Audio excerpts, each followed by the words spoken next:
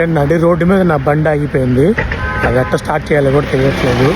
Clutch కొట్టాను, అన్ని కొట్టాను, అయినా ఆగిపోయింది. అండ్ ఇక్కడ ఏంటంటే రోడ్డు మీద స్ట్రీట్లు అంటే ఎక్కడ పడితే అక్కడ మెకానిక్ షాపులు ఉండవు. మనం ఎక్కడైతే బండి కొన్నామో, ఇప్పుడు సపోజ్ మన హీరో హోండా బండి అయితే హీరో హోండా షోరూమ్కి కాల్ చేస్తాం. ఇప్పుడు వాడు రావాలి, దీన్ని రిపేర్ చేయాలి.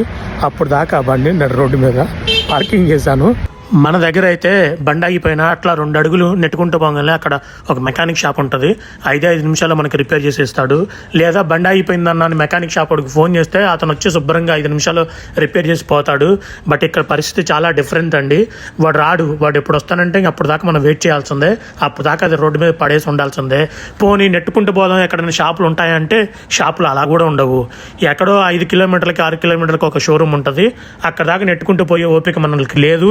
సో ఇది కొంచెం డిఫరెన్స్. అక్కడికి ఇక్కడికి మనకి ఇక్కడ మెకానిక్లు ఎక్కడ పడితే అక్కడ దొరకరు. చాలా కష్టాలు ఉంటాయి చైనాలో.